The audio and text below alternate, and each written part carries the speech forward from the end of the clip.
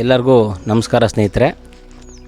ನಾನು ಇವತ್ತು ಒಂದು ಅದ್ಭುತವಾಗಿರೋಂಥ ಒಂದು ಮಾಹಿತಿ ಕೊಡೋಕ್ಕೆ ಬಂದಿದ್ದೀನಿ.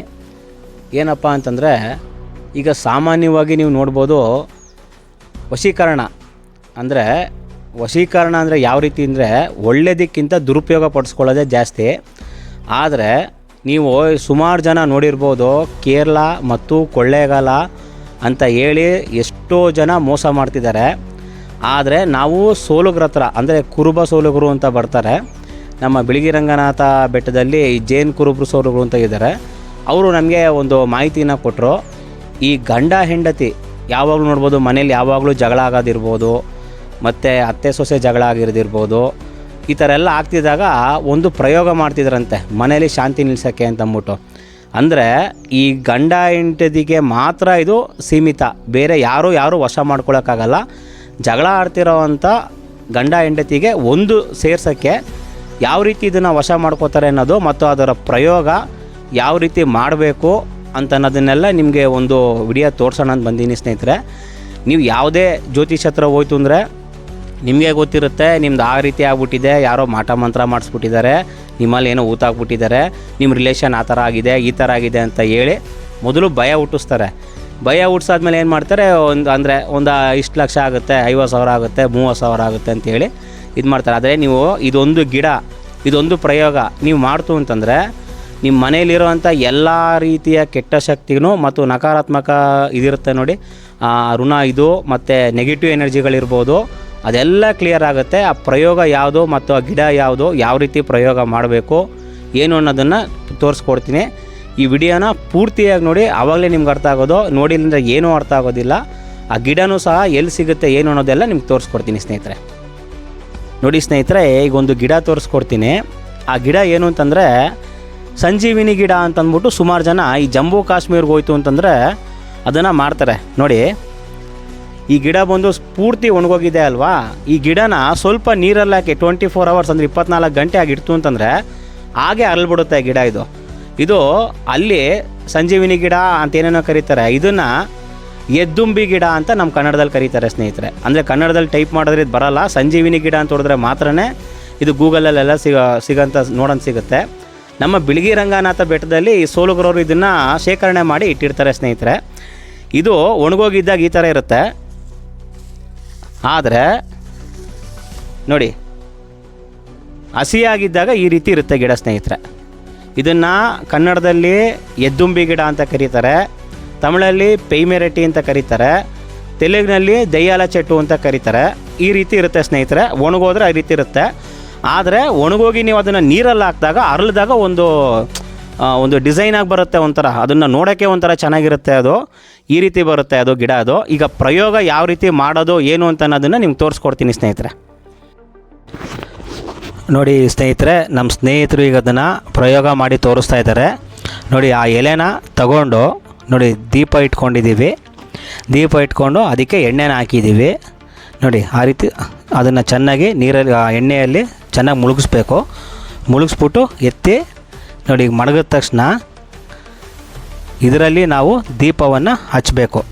ನೋಡಿ, ಈಗ ಹಚ್ಚಿ ಅವ್ರು ತೋರಿಸ್ತಾರೆ, ನೋಡ್ಕೊಳ್ಳಿ. ನೀಟಾಗಿ ಉರಿಯುತ್ತೆ ಅದು, ನೋಡ್ಬೋದು.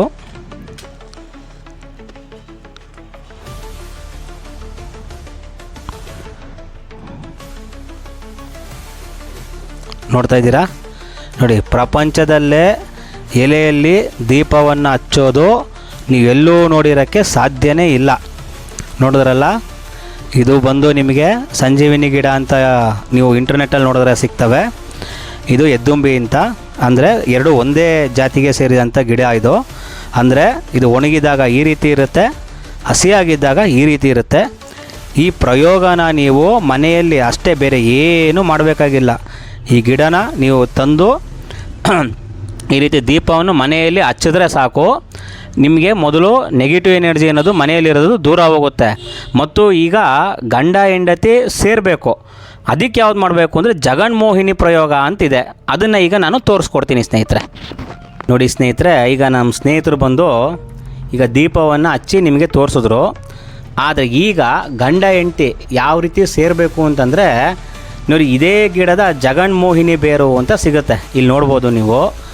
ಈ ರೀತಿ ಇರುತ್ತೆ ಜಗನ್ಮೋಹಿನಿ ಬೇರು ಅಂತ. ನೀವು ಅದಕ್ಕೆ ಮುಂದುವಾಗಿ ಏನು ಇಟ್ಕೋಬೇಕು ಅಂದರೆ, ಯಾರ ಮನೆಯಲ್ಲಿ ಜಗಳಗಳಾಗ್ತಿದೆಯೋ ಅವರಿಬ್ಬರದು ಭಾವಚಿತ್ರ ಇಟ್ಕೋಬೇಕು, 2 ಫೋಟೋ ಇಟ್ಕೋಬೇಕು ಅವ್ರದ್ದು.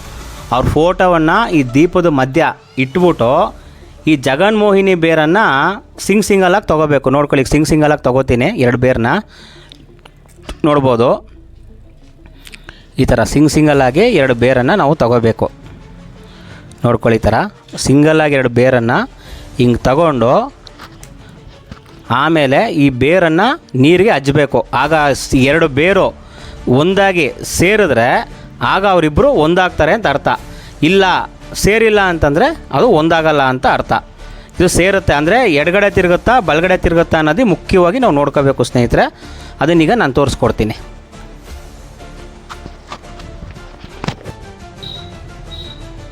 ನೋಡಿ ಸ್ನೇಹಿತರೆ, ಈ ಥರ ಬೇರು ಈಗ ನಾವು ಹೆಂಗೆ ಬೇರೆ ಇಟ್ಕೊಂಡಿದ್ದೀವೋ ಆ ರೀತಿ ಅವರು ಬೇರೆ ಆಗಿರ್ತಾರೆ ಅಂತ ತಿಳ್ಕೊಳ್ಳಿ.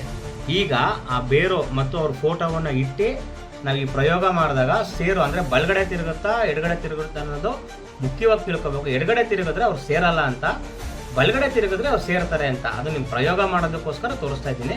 ಈಗ ನೋಡ್ಕೊಳ್ಳಿ, ಈಗ ಅದನ್ನು ಹಚ್ತಾ ಇದ್ದೀನಿ ಈಗ ನೀರಲ್ಲಿ.